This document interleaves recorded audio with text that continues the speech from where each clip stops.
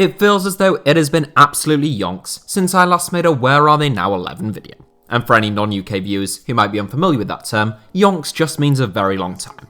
Anyhow, as much as I enjoy making documentaries and slightly quirkier videos, sometimes it's fun to have a bit of a throwback and make a video that takes me a bit less time to research so that I can actually get some sleep. And it just so happened that at the start of this week, I spotted a DM from subscriber Mwalimu in Zimbabwe suggesting that I take a look back at the last Chelsea 11 to include club legend Didier Drogba.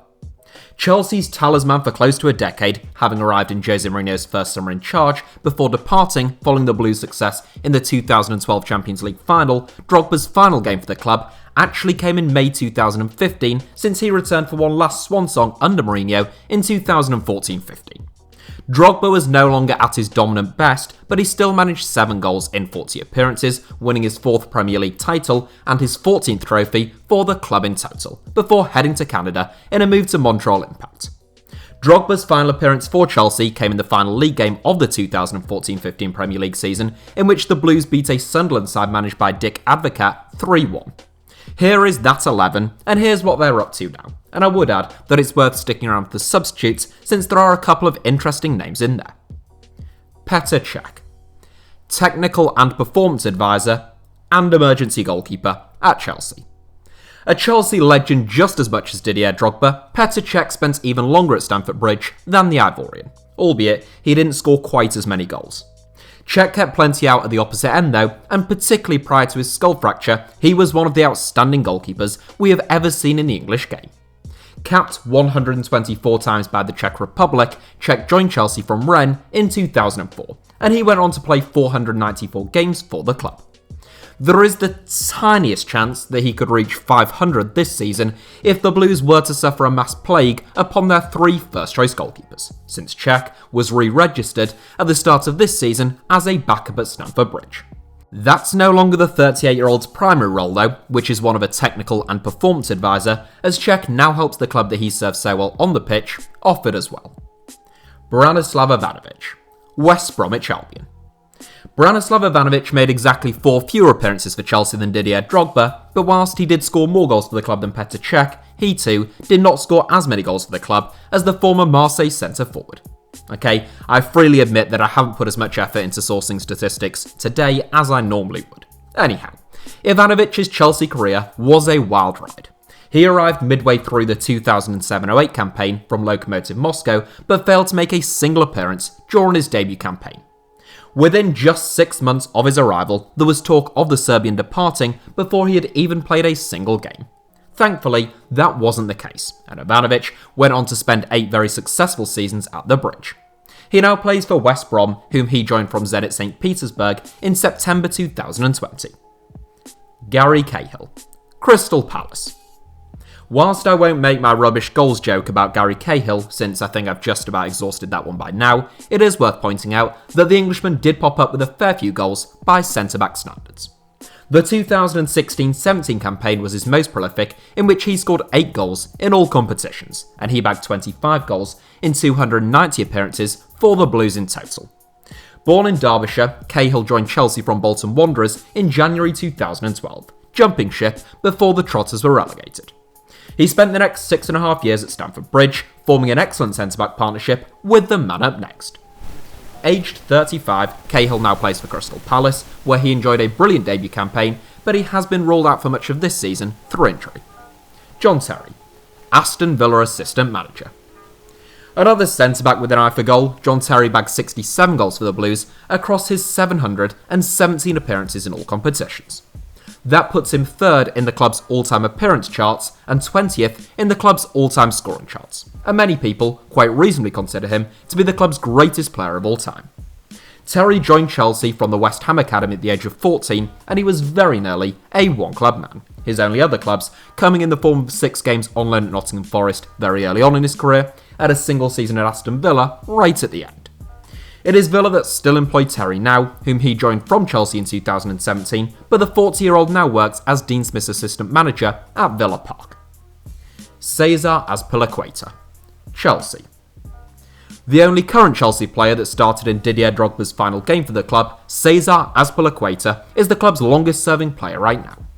Signed from Marseille for a bargain price of just €7 million in 2012, Azpilicueta is now in his 9th season at the Bridge, and he has captained Chelsea since Gary Cahill's departure in the summer of 2019. Capable of playing anywhere across the back line, Azpilicueta has shown fantastic consistency in West London, and he was even named as the club's Players' Player of the Year back in 2013-14. John Obi Mikel, Stoke City. An often underrated footballer who often played in a totally different role for his club than the one he did for his country, it's a shame in many respects that John Obi Mikel's club career at the highest level came to an end when he left Chelsea 5 years ago, aged only 28. Born in J-Town, slap bang in the middle of Nigeria, Mikel was the driving force in the Super Eagles midfield for more than a decade. At club level, he played in a much deeper role, breaking up play and keeping things simple in terms of both his passing and running on the ball. Mikel's move to Chelsea in 2005 was one that was shrouded in controversy at the time, since he had already been unveiled as a Manchester United player and pictured holding the Red Devils shirt. In the end, Chelsea got their man, and Mikel went on to play 372 games for the club. He now plays for Stoke City in the Championship, following stints in China, Turkey and Middlesbrough. Ah yes, that famous trio. Juanco Dorado, Juventus. Juanco Dorado only made 15 appearances for Chelsea and just 12 in the Premier League, during his 2.5 years contracted to the club. One of those 12 came in the final game of the 2014-15 campaign though, which was of course Didier Drogba's final game for the Blues as well. Dorado was bundled over in the box by John O'Shea, winning a penalty that was comfortably dispatched by Diego Costa to put Chelsea back on level terms. Dorado spent the next 2 seasons on loan at Juventus before joining the Italian Giants on a permanent basis. He still stars for the Serie A outfit now, though often as a wingback rather than as a winger, which is what Chelsea had signed him as originally. Willian, Arsenal. If you cast your mind back to the first weekend of the season, Willian made a hat-trick of assists for Arsenal in a 3-0 win against Fulham, and the pundits covering the game were talking non-stop about how stupid Chelsea had been to let Willian leave for a Premier League rival, and how much of a coup it was for Arsenal to have signed him. Fast forward just a few months, and you don't hear many people making that argument now. Sorry, it's just stuck in my head since that opening game, and I figured I'd take this opportunity to get it off my chest. It's not that Willian's a poor player, far from it, nor that I thought he'd be a terrible signing for Arsenal. I just thought those comments were more than a little premature off the back of 90 minutes of football against a newly promoted club, and I seem to recall a similar rhetoric surrounding Chelsea letting Nemanja Matic join Manchester United for circa £40 million following a handful of decent games. Anyhow, I digress. Willian joined Chelsea in 2013 after Russian outfit Anzhi Makachkala imploded. And if you want to find out more about their collapse, you know your favourite YouTuber has got you covered. As with Mikel, Willian had looked close to joining another Premier League team before Chelsea swooped in. Tottenham in his case, but he would go on to spend 7 seasons at Stamford Bridge, where he twice won the Players' Player of the Year award. As already mentioned, Willian now plays for Arsenal, with whom he penned a 3-year deal in the summer just gone. Eden Hazard, Real Madrid. Eden Hazard obviously belongs to a different era of Chelsea's history to Didier Drogba, but you could argue that he gave just as much to the club. Hazard perhaps never played in a Chelsea side as dominant as some of the teams Drogba starred in, but he still managed to win 2 Premier League titles at Stamford Bridge, and he was arguably the Premier League's Player of the Decade from 2010 through to 2020. The 2014-15 campaign saw Hazard at his scintillating best, and he was named as the Premier League Player of the Year as his 19 goals helped Jose Mourinho's side lift the Premier League title. A magnificent footballer, it might just be the case that Chelsea fans witnessed Hazard's best years and that the club sold him at the right time, since he has suffered injuries and struggled to find consistent form at Real Madrid. Didier Drogba, UNDP ambassador. The main man himself, Didier Drogba, started up front on his own, a role that he had played so many times in his final game for Chelsea. Drogba is one of those players who is routinely either underrated, overrated, or just flat out misunderstood, and that only grows stronger as the years pass by since he left Chelsea. A brilliant centre-forward with real fight in his belly, Drogba had a magnificent will to win, which so often showed up on the biggest of occasions. He led the line for Chelsea with distinction, both figuratively and literally, and though his unspectacular goal-scoring output outside of his 2 most prolific seasons are often cited by those who wish to put him down, Drogba was always about so much more than goals. Having retired from playing football professionally in 2018, Drogba reportedly turned down a coaching or advisory role at Chelsea in favour of his own personal ventures.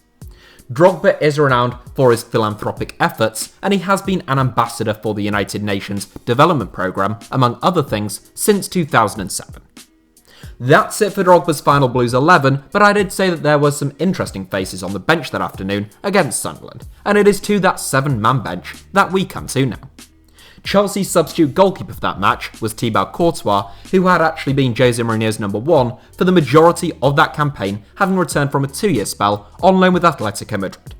He became the Blues' permanent number 1 the following season for sure though, once Petr Cech had departed for Arsenal, but he's now back in Madrid, starring for Real rather than Atletico. Chelsea's defensive reinforcements came in the form of Andreas Christensen and Felipe Luis. Christensen is the only other man from Chelsea's 18-man squad for Didier Drogba's final outing, along with Cesar Azpilicueta, who is still at the club. Meanwhile, Luis, who struggled at Stamford Bridge, is spending the autumn of his career with Flamengo back in his native Brazil. Next up, in what was overall an overwhelmingly attack-minded substitutes bench, was a compatriot of Didier Drogba's, Jeremy Boga. Well, he wasn't actually a compatriot of Drogba's in footballing terms at the time, since he was still representing France's youth teams, but he has since won his first and only senior cap for Ivory Coast back in 2017. Boga only ever made 1 appearance for Chelsea, but he is now catching a fair amount of attention at Sassuolo in Serie A, and there was even talk of a return to the bridge around 12 months ago. Boga was joined by a trio of centre-forwards, namely Loic Remy, Diego Costa and Dominic Solanke. Remy recently signed for Çaykur Rizespor in the Turkish Super League, where he has 6 goals in 9 appearances to date. Diego Costa was recently released by Atletico Madrid, to whom he must go down as one of the worst pieces of transfer business the club has ever done. And lastly, Dominic Solanke is now getting regular game time and starting to score goals for the first time in the senior game with Bournemouth in the Championship. Last but not least, manager Jose Mourinho now obviously manages Chelsea's Premier League and London rivals Tottenham Hotspur. So that's it for today's video about Didier Drogba's final game for Chelsea. Thank you all as ever for watching, give us a like if you enjoyed the video, let me know your thoughts down below in the comments section, and make sure to subscribe and turn on notifications for HITC Sevens. Oh, and you can also find me on Twitter or Instagram via the username @HITC Sevens on both.